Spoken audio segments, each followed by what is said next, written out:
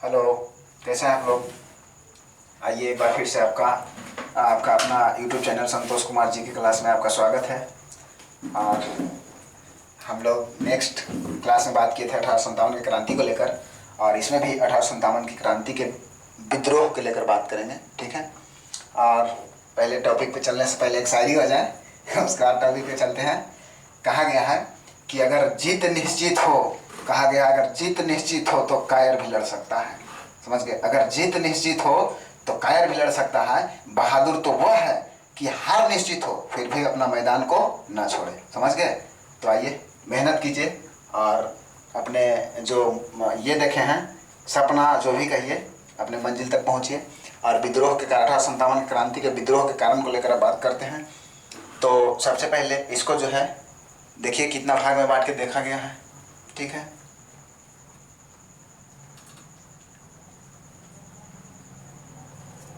ठीक है। तो सबसे पहले 1857 विद्रोह, 1857 क्रांति विद्रोह के कारण को लेकर हम बात कर रहे हैं। तो इसको जो है पहले राजनीतिक कारण, ठीक है, इसका राजनीतिक कारण,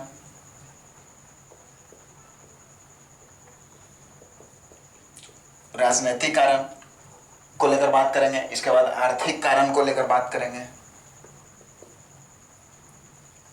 आर्थिक कारण को लेकर बात करेंगे। इसके बाद सामाजिक एवं धार्मिक कारण को लेकर बात करेंगे, सामाजिक एवं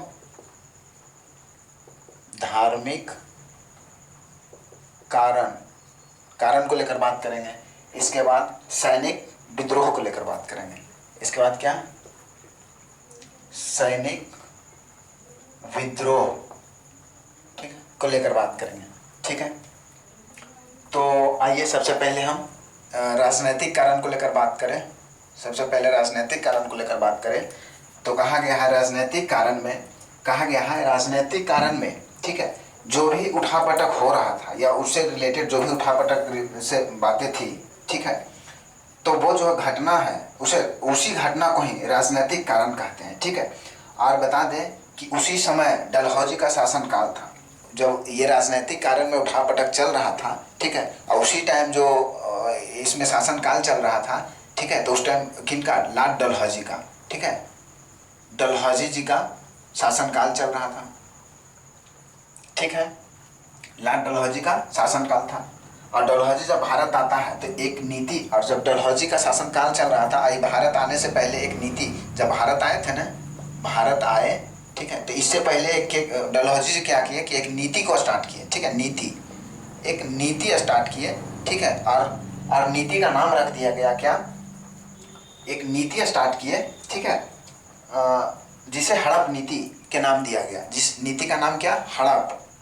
ठीक है, हड़प नीति, हड़प नीति का नाम दिया गया। ठीक है। कौन सा नीति? हड़प नीति का नाम दिया गया। ठीक है। और इसके तहत कई भारतीयों को, ठीक है, इसके तहत कई भारतीयों को ब्रिटिश में मिलाने का प्रयास किया गया। ठीक है। जैसे जैसे मिलाने का प्रयास किया गया भारतीयों को ब्रिटिश में। किसको? भारतीय को ब्रिटिश में, ब्रिटिश में क्या किया? तो मिलाने का प्रयास किया।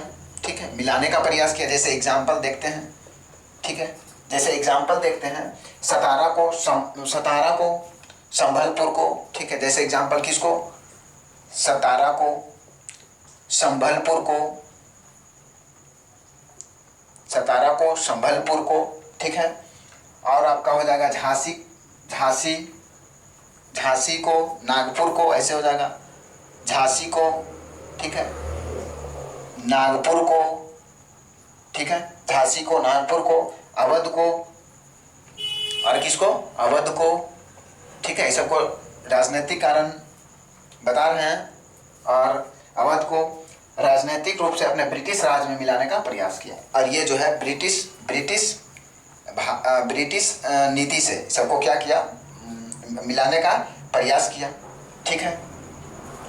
और परिणाम क्या निकला? और जब ये मिलाने का प्रयास किया तो इसका परिणाम क्या निकला कि जो उस क्षेत्र की राजा थे, जो इस क्षेत्र के राजा थे, जैसे सतारा, संभलपुर, झांसी, नागपुर, अवध की जो राजा थे, इस क्षेत्र की राजा जो थे, क्षेत्र के जो राजा थे, ठीक है, वो क्या हो गए? नाराज हो गए।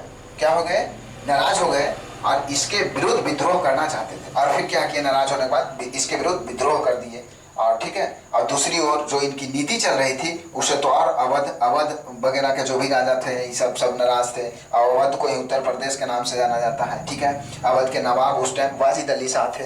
अवध का जो अवध क्षेत्र था, अवध वाजिद वाजिद अली शाह थे। ठीक है, वाजिद अली शाह थे अवध का। ये क्या थे, तो नवाब थे। ठीक है, हो गया। और बताते हैं कि वाजिद अली शाह को कुशासन की ये आरोप लगाकर, क्या चीज का, कुशासन का आरोप लगाकर ठीक है, किनको, तो इनको वाजिद अली शाह पे कुशासन का आरोप लगाकर इनको क्या किया, 1856 में ब्रिटिश साम्राज्य में मिला लिया। कब, 1856 में क्या किया, ब्रिटिश साम्राज्य में। ठीक है, ब्रिटिश साम्राज्य में क्या किया, मिला लिया। ठीक है, तो ये हमारा राजनीतिक कारण को लेकर बात हो गया। अगर कोई स्टूडेंट है जिनको स्क्रीनशॉट लेना है तो ले लीजिए।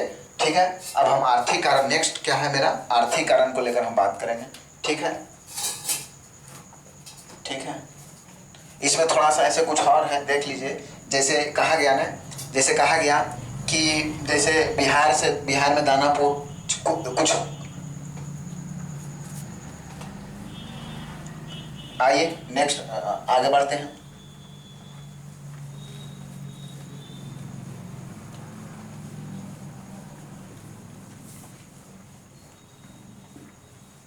अब आर्थिक कारण को लेकर बात करते हैं।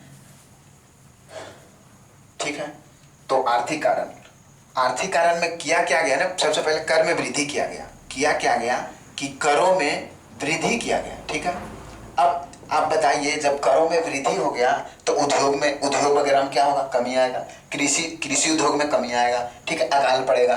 तो क्या हुआ, अब जब करों में वृद्धि हुआ तो क्या हुआ, उद्योग में कमी, जैसे उद्योग में,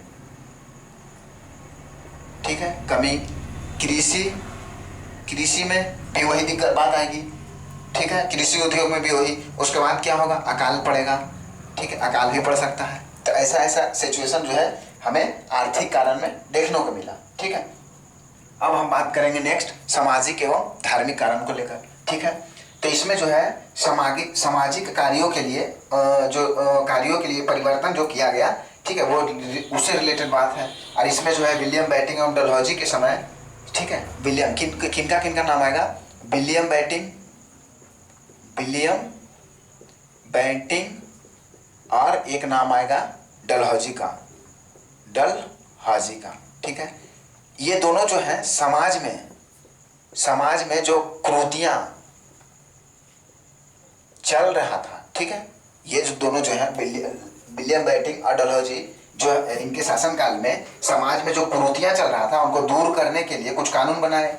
ठीक है, कानून बनाए, क्या किए, समाज में कुरीतियां चल रही उसको सब दूर करने के लिए, ठीक है, दूर करने के लिए क्या कानून बनाए। ठीक है, जैसे कानून बनाए तो जैसे सती प्रथा, कन्यावध, क्या कानून क्या बनाए, सती प्रथा, ठीक है, कन्यावध, जो कन्या के मार देता था लोग, ठीक है, कन्यावध, सती प्रथा, कन्यावध, बाल विवाह, क्या बाल विवाह बोले तो क्या होगा, कहने का मतलब जो लड़की का एज नहीं हुआ और शादी कर देता है वो बाल विवाह कहलाया।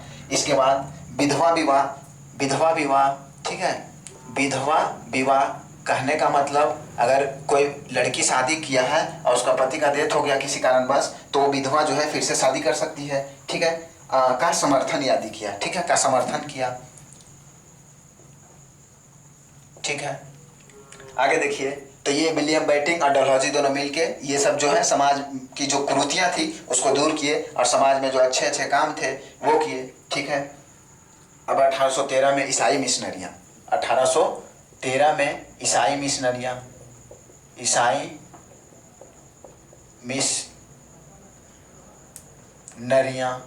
ठीक है, भारत आया। 1813 में ईसाई मिशनरिया का आगमन क्या हुआ भारत में। ठीक है, आगमन हुआ। अब आपको बता दें, ये जो है आगमन किया तो अपना कार्य को बढ़ाया, अपना अब भारत में ही आ गया ईसाई मिशनरी, तो अपने कार्य को बढ़ाएगा, रहन सहन का तरीका बदलेगा, अपना अब कार्य को बढ़ाएगा। अब क्या हुआ कि 1837 के अकाल के समय, अब अपना भारत में 1837 के टाइम में, 1837 के टाइम में, ठीक है, भारत में अकाल पड़ा था। और बता दें उस समय जो है बहुत लोग, यहाँ के बहुत लोग या बहुत व्यक्ति, ठीक है, उस टाइम 1837 के टाइम बहुत व्यक्ति जो है क्या किए थे कि ईसाई मिशनरियाँ, ठीक है, ईसाई मिशनरियाँ क्या, ईसाई मिशनरियाँ में मिशनरियाँ ईसाई मिशनरियाँ धर्म को, ठीक है, ईसाई मिशनरियाँ धर्म को क्या किए, एक्सेप्ट कर लिए, ठीक है, क्या किए, एक्सेप्ट कर लिए, ठीक है। तो ये हो गया बात। अब नेक्स्ट हम सैनिक विद्रोह को लेकर बात करें। किसी को स्क्रीनशॉट लेना है तो ले लीजिए, बोर्ड साफ करते हैं, ठीक है। नेक्स्ट टॉपिक हमारा क्या होगा, सैनिक विद्रोह को लेकर बात करेंगे, ठीक है।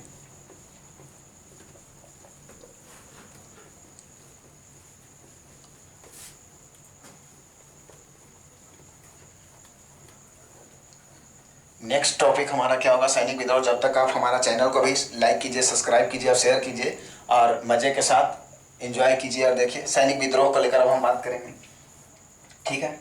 अब आपको बता दें कि सबसे पहले सैनिक विद्रोह में बात क्या करेंगे, सैनिक विद्रोह में सबसे पहले बात क्या करेंगे कि भारतीय और यूरोप के सैनिकों के बीच जो रेशियो था, अनुपात था, क्या भारतीय और यूरोप, भारतीयों, ठीक है, भारतीयों और यूरोप के सैनिकों के बीच जो रेशियो था सबसे पहले वो 5:1 के रेशियो में था, ठीक है, 5:1 के अनुपात में रेशियो था, ठीक है। अब भारतीयों के साथ दुर्व्यवहार किया जाता था, ठीक है। और उसी समय कमान का सबसे बड़ा और क्या, सॉरी, भारतीय और यूरोप के बीच अनुपात क्या था, 5:1। और ऐसे भी आपको बता दें उस टाइम जो है ना सैनिक से बहुत अभद्र व्यवहार किया जाता था, ठीक है, बर्ताव गलत किया जाता था। ये यूरोप वगैरह जो ब्रिटिश था ये सब करता था, ठीक है। आगे बढ़िए। और आपको बता दें कि बंगाल का कमान सबसे बड़ी कमान था उस टाइम जो है, बंगाल की छावनी कहिए, जो भी कहिए, कमान कहिए तो बंगाल की छावनी कह दीजिए, ठीक है, रेजिमेंट कुछ भी कह दीजिए, तो वो जो है बंगाल की बहुत बड़ी थी, ठीक है, सबसे बड़ी थी। और आपको बता दें कि मुख्य छावनी के रूप में, ठीक है, मुख्य छावनी के रूप में बैरकपुर, मुख्य छावनी के रूप में नाम आता है, मुख्य छावनी के रूप में नाम आता है बैरकपुर का, ठीक है, मुख्य छावनी बैरकपुर, बहरामपुर, दमदम, क्या, बहरामपुर, इसके बाद दमदम, ठीक है, ये सब जो है मुख्य छावनी था, ठीक है, बंगाल का। अब बिहार में जैसे दानापुर, बिहार में भी छावनी था दानापुर, बिहार में कहाँ था, बिहार में जो पड़ता है ये कहाँ, दानापुर, ठीक है, दानापुर जो पटना के साइड पड़ता है, ठीक है। और यूपी में कानपुर मेरठ, यूपी उत्तर प्रदेश में, यूपी में कौन सा, कानपुर और मेरठ, ठीक है, कानपुर और मेरठ, ये सब छावनी पड़ता था। और मध्य भारत में सबसे बड़ा ग्वालियर था, ठीक है, मध्य भारत की सबसे बड़ी छावनी, मध्य भारत की सबसे बड़ी छावनी कौन सा था, तो मध्य भारत की ग्वालियर था, ठीक है, क्या, ग्वालियर था, ठीक है, ये हो गया। अब बता दें, और पश्चिम में सरहिंद, पेशावर, लाहौर था। और पश्चिम में क्या था, पश्चिम में कौन था, तो सरहिंद था, सरहिंद, लाहौर था, ठीक है, ये सब था, रेजिमेंट था। और आपको बता दें कि सिपाही विद्रोह, पहली बार सिपाही विद्रोह किया गया था। ये जो है सिपाही लोग क्या किया था, विद्रोह कर दिया था, ठीक है। तो ये 1764 ईस्वी में किया था, ठीक है, सिपाही लोग सबसे पहले बार विद्रोह किया था तो 1764 ईस्वी में कर दिया था। और उसी टाइम बक्सर में मीर कासिम के विद्रोह से लड़ते हुए मुनरो की क्या हो गया था, मार दिया गया था, ठीक है। उसी टाइम बक्सर में मीर कासिम, बक्सर में कौन, बक्सर का नवाब कौन था, मीर कासिम था, मीर कासिम था, ठीक है, मीर कासिम था। और ये जो है मुनरो से युद्ध करते हुए मीर कासिम क्या हुआ, बेचारा मारा गया, ठीक है, उनका डेथ हुआ। अब प्रथम धार्मिक विद्रोह 1806 ईस्वी में हुआ, जो बेल्लोर में हुआ। अब एक प्रथम विद्रोह हुआ, ठीक है, प्रथम धार्मिक विद्रोह कहिए, ठीक है, धार्मिक विद्रोह हुआ जो कि 1806 ईस्वी में हुआ। ठीक है, कब हुआ? तो 1806 ईस्वी में हुआ।